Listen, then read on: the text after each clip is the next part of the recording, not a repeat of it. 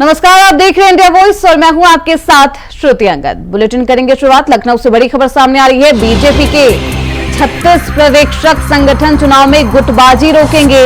15 दिसंबर तक मंडलों के गठन का लक्ष्य रखा गया है। 30 तक जिला अध्यक्षों की चुनाव प्रक्रिया पूरी करने का लक्ष्य है। गुटबाजी रोकने के लिए आम सहमति बनने पर जोर दिया जाएगा। 33 वरिष्ठ नेताओं को सौंपी गई है गुटबाजी रोकने की जिम्मेदारी। कई मंत्रियों को गुटबाजी रोकने की जिम्मेदारी सौंपी गई है। सुरेश खन्ना, सूर्य प्रताप शाही, स्वतंत्र देव सिंह चयनित किए गए हैं। तो 30 तक जिलाध्यक्षों की चुनाव प्रक्रिया भी पूरी करने का लक्ष्य रखा गया है। गुटबाजी रोकने के लिए आम सहमति बनने पर भी जोर दिया गया है। तो बीजेपी के 36 पर्यवेक्षक संगठन चुनाव में गुटबाजी रोकेंगे। 15 दिसंबर तक मंडलों के गठन का लक्ष्य रखा गया है। 30 तक जिलाध्यक्षों की चुनाव प्रक्रिया पूरी करने का लक्ष्य रखा गया है। गुटबाजी रोकने के लिए आम सहमति बनने पर जोर दिया गया है। गुटबाजी की वजह से भी लोकसभा चुनाव में उत्तर प्रदेश में भाजपा कुछ अच्छा नहीं कर पाई थी।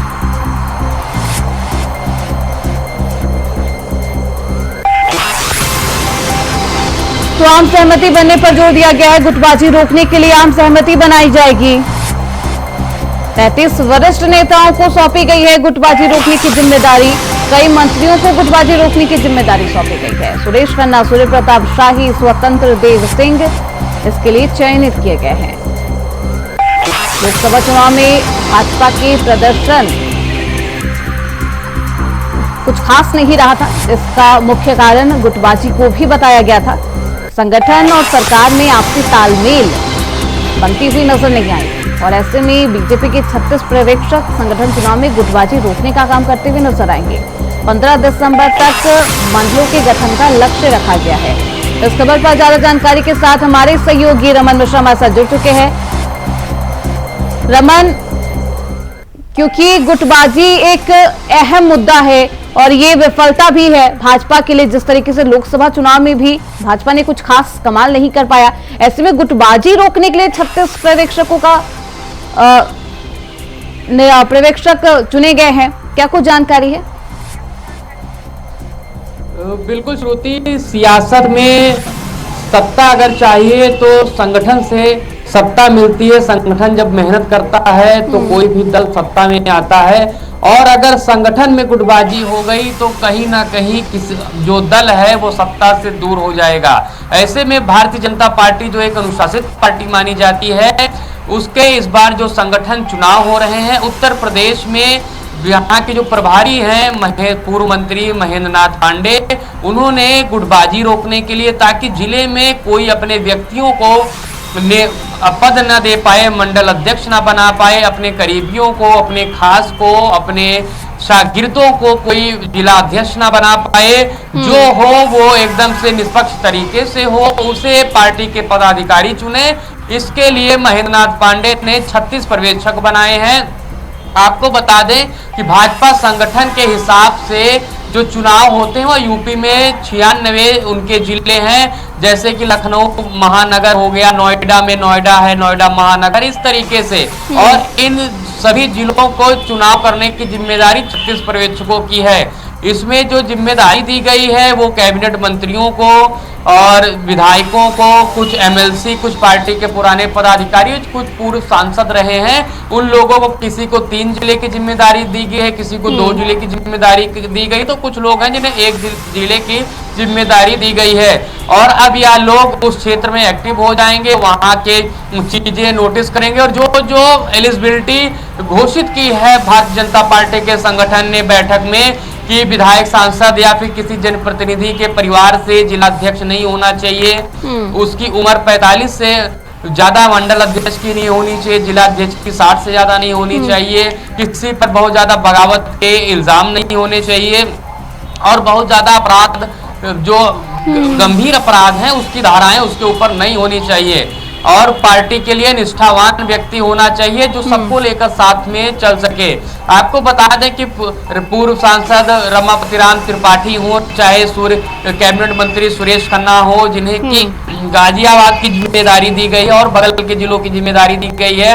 आगरा की लखनऊ और उन्नाव की रमापति राम त्रिपाठी को दी गई है। एमएलसी सुभाष यदुवंश को लखीमपुर, सीतापुर, हरदोई की जिम्मेदारी दी गई है। जिला उपाध्यक्ष पंकज सिंह को भी जिम्मेदारी दी गई है। जसवंत सैनी को जिम्मेदारी दी गई है सुल्तानपुर। ऐसे तमाम जो नेता हैं, कैबिनेट मंत्री हैं, सांसद हैं, पूर्व सांसद हैं और पार्टी में जो पदाधिकारी रहे हैं, उन लोगों को पर्यवेक्षक बनाया गया है ताकि भाजपा का जो चुनाव हो एकदम से निष्पक्ष तरीके से है और वही लोग पद पर बैठे जो भाजपा को आगे बढ़ाने की नियत रखने के साथ काम करते हैं। किसी का कोई खास आदमी ना बैठे जो कोई किसी खास के लिए काम करे, वही उसी को पद मिले जो पार्टी के लिए काम करे। बिल्कुल, ऐसे में ना रमन, सवाल ये है क्योंकि भाजपा के सामने सबसे बड़ी चुनौती गुटबाजी ही है और इसे रोकने के लिए भाजपा और संगठन दोनों ही मिलकर कोशिश करते हुए नजर आ रही है। सवाल बस यही है रमन कि आखिर गुटबाजी को रोकने के लिए क्या कुछ कदम उठाए जाएंगे जिससे गुटबाजी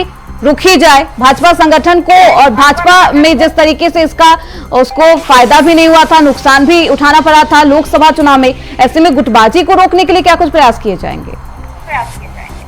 बिल्कुल, ये जो प्रयास हैं गुटबाजी रोकने के लिए हैं, क्योंकि जब छोटे छोटे जब दो जिले, तीन जिलों में एक पर्यवेक्षक जब जो बनाए गए हैं वो पूरी तरीके से निगरानी करेंगे ताकि कोई जो ताकतवर व्यक्ति जिले का हो, जो जनप्रतिनिधि हो, वो अपने लोगों को पद ना दिला पाए और जो पार्टी की विचारधारा से चलने वाले लोग हैं, जो जमीन से जुड़े हुए लोग हैं, वो पद पाएं और पार्टी को मजबूत करें। आपको बता रहे हैं कि जो गुटबाजी हर दल में एक बहुत बड़ा चैलेंज रहता है और भारतीय जनता पार्टी में भी ये बहुत बड़ा चैलेंज है गुटबाजी खत्म करना, और सभी दल कहीं ना कहीं प्रयास करते हैं गुटबाजी खत्म की जाए। गुटबाजी चाहे संगठन चुनाव हो, चाहे जब कोई विधानसभा लोकसभा चुनाव होता है तब गुटबाजी सामने आती है, लेकिन दल जो शीर्ष नेतृत्व होता है वो किसी न किसी तरीके से गुटबाजी को कम करने की कोशिश करता है और इस संगठन चुनाव में भी गुटबाजी कम करने की कोशिश की जा रही है। पूरी तरीके से जो गुटबाजी है उसे खत्म करना लगभग सियासत में नामुमकिन माना जा सकता है, क्योंकि सबको साथ लेकर भी चलना है और एक पैरेलल धारा भी चलनी चाहिए जो पार्टी के लिए काम करती है, क्योंकि कुछ ऐसे लोग भी भाजपा में हैं जो 30 साल, 40 साल, 50 साल से उस विचारधारा से जुड़े हुए हैं, जनसंघ के जमाने से। कुछ ऐसे भी लोग हैं जो दूसरी पार्टियों से आए हैं, बहुजन समाज पार्टी, समाजवादी पार्टी, कांग्रेस और अन्य दलों से आए हुए हैं, लेकिन अब उन लोगों को भी साथ में लेकर चलना है, पुराने लोगों को लेकर भी साथ चलना है। बिल्कुल रमन, ऐसे में गुटबाजी रोकना भाजपा के लिए एक चुनौती है। अब देखना बेहद दिलचस्प होगा कि गुटबाजी को रोकने में क्या भाजपा और संगठन दोनों ही कामयाब रह पाती है या फिर नहीं। बहुत शुक्रिया रमन आपका इन तमाम जानकारी के लिए। वही खबर लखनऊ से है, जहां सपा प्रमुख अखिलेश यादव ने टैक्स को लेकर भाजपा सरकार का घेराव किया है। अखिलेश यादव ने एक्स पर पोस्ट कर कहा है कि कहा तो भाजपा ही कह रहे थे कि एक देश एक टैक्स, लेकिन उनकी ये बात भी जुमलाई झूठ निकली है, क्योंकि अब वो टैक्स की नई स्लैब ला रहे हैं। जब एक टैक्स कई स्लैब है तो एक टैक्स का नारा सही मायने में झूठा ही साबित हुआ। आगे अखिलेश ने यह भी कहा कि हर टैक्स को चुकाने का बोझ आखिर में जनता पर ही आता है, इसलिए घूम फिरकर टैक्स की चक्की में जनता ही पिसती है, जनता ही मारी जाती है। टैक्स को लेकर अखिलेश यादव ने एक बार फिर से भाजपा सरकार का घेराव किया है, केंद्र सरकार का घेराव किया है और इसे जुमला बताया है, एक टैक्स एक स्लैब। इस बयान को, इस वादे को भाजपा सरकार का जुमला बताते हुए नजर आए हैं अखिलेश यादव। तो सपा प्रमुख अखिलेश यादव ने टैक्स को लेकर बीजेपी सरकार का घेराव किया है। इस खबर पर ज्यादा जानकारी के साथ हमारे सहयोगी मोहम्मद आसिफ लखनऊ से हमारे साथ जुड़ चुके हैं। आसिफ, एक बार फिर से अखिलेश यादव हमलावर नजर आ रहे हैं। टैक्स को लेकर इस बार अखिलेश यादव ने भाजपा सरकार का घेराव किया है। जी बिल्कुल सुखी, जिस तरह से सपा प्रमुख अखिलेश यादव हर मुद्दे पर बीजेपी सरकार को घेरने की कोशिश करते हैं, चाहे संबल का मामला हो या फिर महंगाई या फिर बेरोजगारी को लेकर। अब सपा प्रमुख अखिलेश यादव ने टैक्स को लेकर बड़ा हमला बोला है केंद्र और यूपी सरकार पर, और कहा, एक पर पोस्ट कर कहा है कि एक देश एक टैक्स का नारा बीजेपी सरकार ने दिया था, लेकिन यह नारा कहीं न कहीं टैक्स को लेकर जो है जुमला साबित हो रहा है। और जो टैक्स को लेकर नई स्लैब है, इस पर कड़े प्रहार किए हैं और साथ ही साथ निशाना भी साधा है। सपा प्रमुख अखिलेश यादव ने यह कहने की कोशिश की है कि इस नई स्लैब से व्यापारी दुकानदारों का उत्पीड़न होगा, भ्रष्टाचार को बढ़ावा मिलेगा और साथ ही साथ टैक्स को लेकर व्यापारियों पर तरह के और तमाम तरह के मुकदमे भी झूठे तरीके से दर्ज किए जा सकते हैं। इसे वापस लेना चाहिए। और टैक्स को लेकर जिस तरह से सपा प्रमुख अखिलेश यादव ने यह भी कहा है कि यह जो नई स्लैब है, एक टैक्स कई स्लैब, यह कहा है इससे यह एक बड़ा खेला है और यहाँ पर वसूली भी हो सकती है व्यापारियों से, गरीबों से। और जो टैक्स वसूला जा रहा है गरीबों के पैसे से वसूला जा रहा है, तो ऐसे में जो बीजेपी सरकार की टैक्स को लेकर एक रणनीति है, यह जो है कहीं न कहीं आम जनता के लिए जो है भारी पड़ने वाली है, व्यापारियों पर भारी पड़ने वाली है। बिल्कुल आसिफ, ऐसे में नए टैक्स को लेकर भी जो सियासत है वो एक बार फिर से गर्म होती हुई नजर आ रही है। सवाल ये है कि भाजपा जो नया टैक्स लाने वाली है, जो नया टैक्स का स्लैब लाने वाली है, उसमें क्या कुछ बदलाव होने वाला है, क्या कुछ महत्वपूर्ण है? देखिए, अगर बदलाव की बात करें तो कहीं न कहीं जिस तरह से जीएसटी का मामला रहा हो, उस पर भी समाजवादी पार्टी ने बड़ा हमला बोला था, या फिर अन्य टैक्स जो है वसूले जा रहे थे, तो इस पर सपा ने हमला बोलते हुए कहा था कि इससे महंगाई बढ़ेगी। और अब जिस तरह से जो नई स्लैब आई है टैक्स की, इसमें जो है कई बदलाव किए जा रहे हैं। एक मानक तय किया जाएगा सरकार की तरफ से, और यह मानक कहीं न कहीं कम और ज्यादा टैक्स वसूली की बात होगी इसमें। इस पर ही जिस तरह से सपा प्रमुख अखिलेश यादव ने यह कहने की कोशिश की है कि सरकार वापस ले, या कहीं न कहीं जनता के हित में नहीं है, व्यापारियों के हित में नहीं है। अब देखने वाली बात यह होगी कि जिस तरह से टैक्स की नई स्लैब को लेकर अब सियासी एंट्री हो चुकी है, इस पर सरकार क्या सोचेगी और व्यापारियों का कितना समर्थन मिलता है समाजवादी पार्टी को और आम लोगों का, यह देखने वाली बात होगी। जी, ऐसे में आपसे सवाल ये भी है कि क्या ये जो नया टैक्स स्लैब है वो कब तक जारी किया जाएगा सरकार के द्वारा, और इस नए टैक्स स्लैब से आम जनता को क्या कुछ राहत मिलेगी? देखिए, अगर बात करें सरकार की, तो सरकार जल्द ही टैक्स स्लैब को लागू कर देगी और इसकी पूरी तैयारी भी कर ली गई है। और इस बीजेपी का दावा है कि इससे जो है आम जनता को काफी फायदे होंगे, सहूलियतें मिलेंगी, दुकानदारों को जो है काफी तरजीह दी जाएगी इस टैक्स को लेकर। लेकिन जिस तरह से समाजवादी पार्टी ने बड़ा हमला बोलने की कोशिश की है, बड़ा हमला बोला है, बिल्कुल आसिफ, बताया है, लगातार जुमलेबाज भाजपा सरकार को समाजवादी पार्टी की तरफ से कहा जाता रहा है। अब स्लैब को लेकर, नए टैक्स स्लैब को लेकर भी एक बार फिर से सियासत तेज हो गई है। हालांकि नए टैक्स स्लैब में जनता को कितनी राहत मिलती है देखना बेहद दिलचस्प होगा। बहुत शुक्रिया आसिफ इस जानकारी के लिए। आप बने रहिए हमारे साथ, आगे भी आपका रुख करेंगे। वही संभल हिंसा से जुड़ी बड़ी खबर सामने आ रही है। सांसद जियाउर रहमान बर्क की बड़ी मुश्किलें। मृतक के पिता ने डीएम-एसपी से लिखित शिकायत की है। पिता की शिकायत पर पुलिस ने जांच शुरू कर दी है। सांसद पर गाड़ी चलाने का आरोप है। गाड़ी से एक युवक की मौत हो गई थी।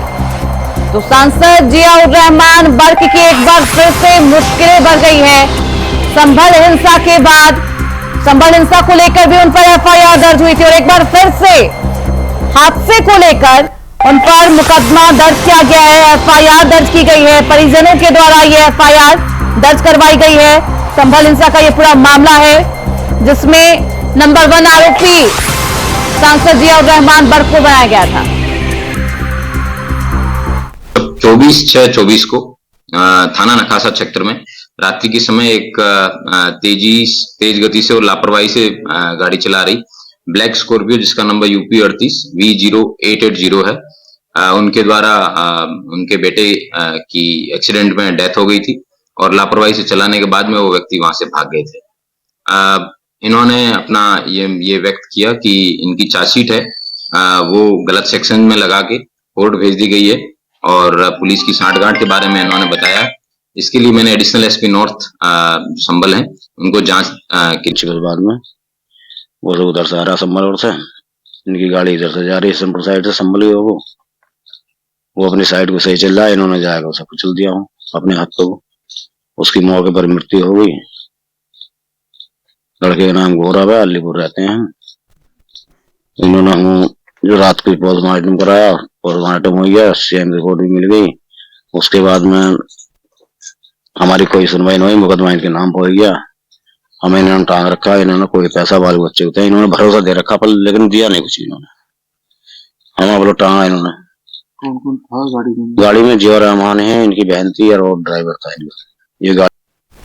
तो इस खबर पर हमारे साथ हमारे सहयोगी मोहम्मद आसिफ लगातार बने हुए हैं। आसिफ, संभल हिंसा में एफआईआर दर्ज होती है, उसमें नंबर 1 आरोपी जियाउर रहमान बर्क को बनाया जाता है। वही एक बार फिर से जियाउर रहमान बर्क की मुश्किलें बढ़ती हुई नजर आ रही है। सपा सांसद पर एक और एफआईआर दर्ज हो गया है। जिस तरह से संभल हिंसा मामले में सपा सांसद जियाउर रहमान बर्क का नाम सामने आया, इस पर खूब सियासत हुई और सरकार को घेरने की कोशिश भी हुई। यहाँ तक कि सपा प्रमुख अखिलेश यादव ने जियाउर रहमान बर्क का बचाव करते हुए यहाँ तक कह डाला कि वह मौके पर मौजूद नहीं थे। बावजूद इसके जिस तरीके से एफआईआर दर्ज हुई थी बर्क पर, इस पर सियासी हलचल और सियासी वार पलटवार भी तेज हो चला था। हालांकि इस मामले में जियाउर रहमान बर्क ने कई बार बयान दे दिया कि उनसे इससे कोई लेना देना नहीं है। वहीं अब नया मामला सामने आने के बाद सांसद बर्क की मुश्किलें बढ़ती देखी जा सकती है। करीब 4 महीने पहले एक रोड एक्सीडेंट हुआ था जिसमें गौरव नाम के युवक की मौत हो गई थी और इस मामले में उसका पोस्टमार्टम भी हुआ था। अब उसके पिता समरपाल ने डीएम और एसपी को एक लिखित शिकायत पत्र दिया है कि सांसद बर्क लापरवाही से गाड़ी चला रहे थे और जिससे जो है एक्सीडेंट हुआ और उसमें उसके बेटे की मौत हो गई। इस मामले को एसपी संभल ने गंभीरता से लेते हुए एडिशनल एसपी उत्तरी को इस मामले की जांच सौंपी है। जांच रिपोर्ट आने के बाद कहीं न कहीं जो है बर्क एक बार फिर से मुश्किलों के घेरे में आ सकते हैं। फिलहाल अभी जांच जारी है, या कहा नहीं जा सकता कि लापरवाही किसकी है और किस तरह जो है एक्सीडेंट हुआ है, इस पर भी पूरी जांच की जाएगी। लेकिन इससे कहीं न कहीं सियासी पारा एक बार फिर से हाई हो गया है, क्योंकि बर्क पर पहले भी हिंसा भड़काने का मुकदमा दर्ज है। इस मामले की जांच चल रही है। अब नया मामला जिस तरह से आया है, कहीं न कहीं यह मामला जो है बड़ा है, क्योंकि एक युवक की मौत हुई है और आरोप लगाया जा रहा है कि लापरवाही से और तेज रफ्तार से सांसद बर्क वाहन चला रहे थे। जी ऐसे में उनके साथ उस हादसे के वक्त गाड़ी में बहन भी मौजूद थी। अब देखना बेहद दिलचस्प होगा कि अब जांच की जाती है और अहम क्या कुछ खुलासे सामने आते हैं। बहुत शुक्रिया आपका इन तमाम जानकारी के लिए। वही खबर मथुरा से है, जहां भगवान श्री कृष्ण को लेकर दीवार पर जातिगत टिप्पणी लिखने का मामला सामने आया। बता दें कि मथुरा के प्रसिद्ध धार्मिक स्थल नंदगांव, यहाँ भगवान श्री कृष्ण के बाबा नंद का महल है।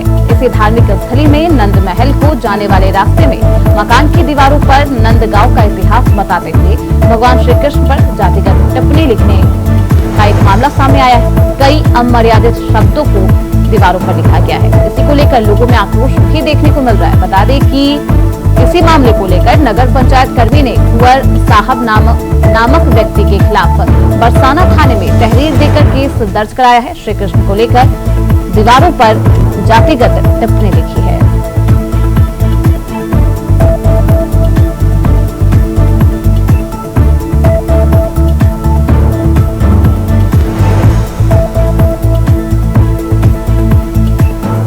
तो इस खबर पर ज्यादा जानकारी के साथ हमारे सहयोगी मोहम्मद फारूक हमारे साथ जुड़ चुके हैं।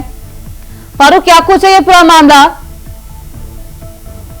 जी श्रुति, बिल्कुल ये मामला जो है एक बहुत ठेस पहुंचाने वाला है।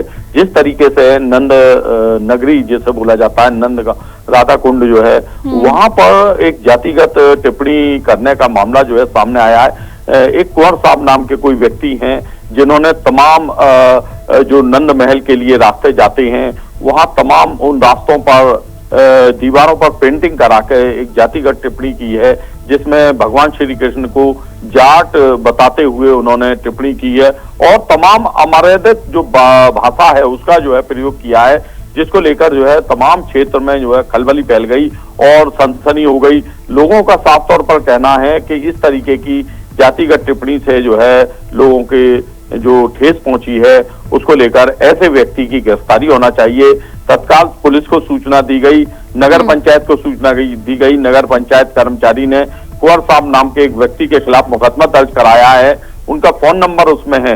पुलिस उनकी तलाश में जुट गई है, यानी नंद लाल की जो नंद नगरी में जिस तरीके की घटना को अंजाम दिया गया है, और नगर पंचायत के जो कर्मचारी हैं उन दीवारों को मिटाने में भी लग गए हैं और उन्होंने दीवारों को साफ करने के लिए तमाम लोगों को लगा दिया है, क्योंकि इस तरीके से जो उन्होंने जातिगत टिप्पणी की है और अमर्यादित भाषा का प्रयोग किया है उसको लेकर जो है क्षेत्रीय लोगों में काफी रोष था। उसको लेकर उन्होंने जो है पुलिस को सूचना दी, लेकिन पुलिस अभी उस की तलाश में है। कैसे भी बेहद संवेदनशील मामला है, आस्था से जुड़ा ये मामला है, तो प्रशासन इस पूरे मामले पर किस तरीके से कार्रवाई कर रही है? साथ ही साथ जो लोग हैं, जो जनता है वहां की, उनका क्या कुछ कहना है, क्या कुछ मांग है?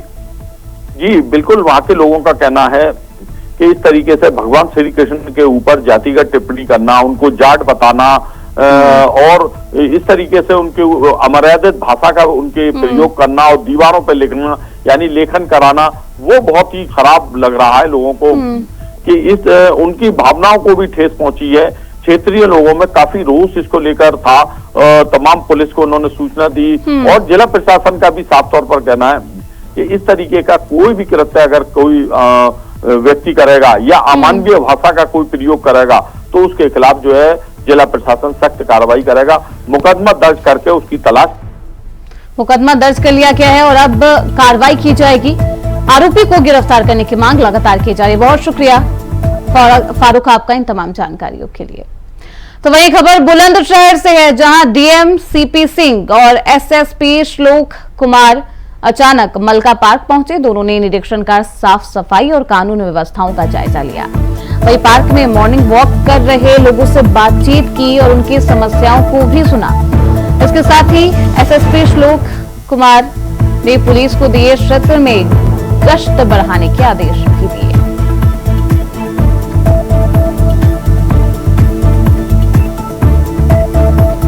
तो साफ सफाई और कानून व्यवस्था का जायजा लेते हुए नजर आए हैं डीएम और एसएसपी। साथ ही साथ अधिकारियों को सख्त निर्देश भी दिए गए, पेट्रोलिंग के निर्देश दिए गए हैं। आम जनता से संवाद भी करते हुए नजर आए डीएम और एसएसपी। डीएम सीपी सिंह और एसएसपी श्लोक कुमार का ये अचानक वो मलका पार्क पहुंचते हैं, वहां पर लोगों से बातचीत करते हैं और उनकी समस्याओं को भी सुनते हुए नजर आते हैं। साथ ही साथ आला अधिकारियों को निर्देश भी देते हैं। गश्त की जो संख्या है वो बढ़ाने के निर्देश आला अधिकारियों को दिया जाता है। साफ सफाई और कानून व्यवस्था का जायजा लेने पहुंचे थे डीएम और एसएसपी। वहीं पार्क में मॉर्निंग वॉक पर आए लोगों से बातचीत करते हुए डीएम और एसएसपी नजर आए। क्या कुछ समस्याएं हैं उनको भी सुना, उनको भी जाना। साथ ही साथ आला अधिकारियों को निर्देश भी दिया। तो कानून व्यवस्था को बनाए रखने के लिए लगातार बुलंदशहर में जो आला अधिकारी है, जो प्रशासनिक व्यवस्थाएं हैं उसको सुदृढ़ करने के लिए आला अधिकारी धरातल पर काम करते हुए नजर आ रहे हैं। मॉर्निंग वॉक पर आए हुए लोगों से डीएम और एसएसपी ने बातचीत की है, उनकी समस्याओं को जाना है। निस्तारण के आदेश भी आला अधिकारियों को दिए गए, चाहे वो लाइट की समस्या हो या फिर साफ सफाई की। तमाम समस्याओं को सुनते हुए डीएम और एसएसपी नजर आए, तो लोगों की समस्याओं को सुना है। मॉर्निंग वॉक पर आए हुए लोगों से बातचीत करते हुए डीएम और एसएसपी नजर आए थे। अचानक ही वो पार्क पहुंचते हैं।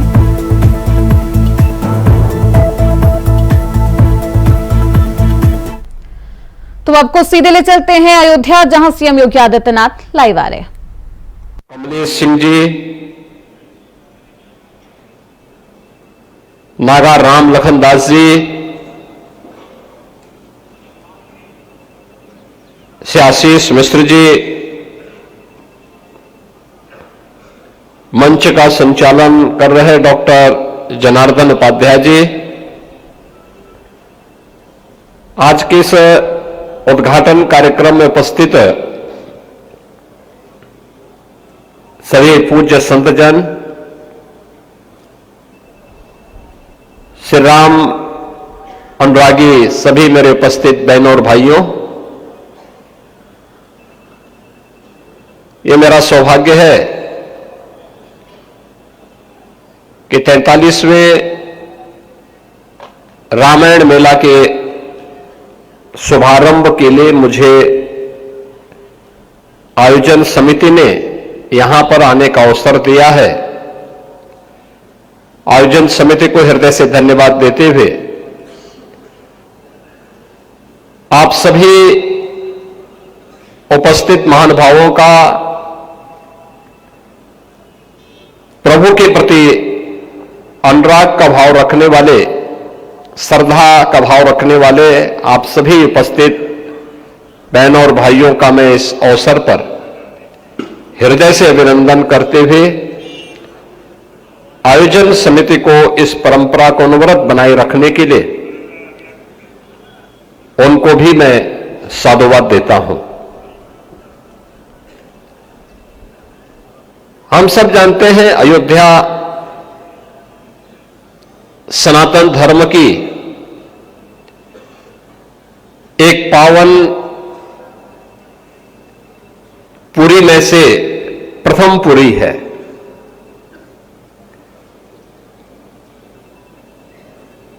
आज से नहीं,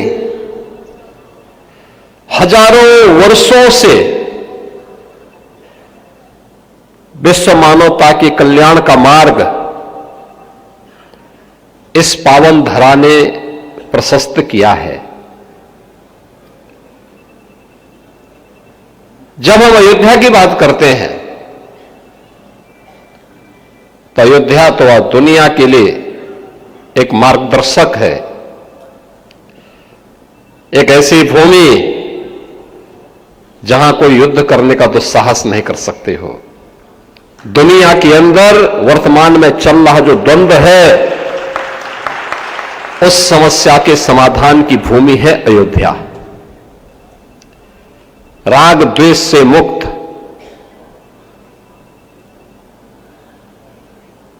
किसी भी प्रकार के अनावश्यक। फिलहाल इसी के साथ इस बुलेटिन में बस इतना ही। देखते रहिए इंडिया वॉइस।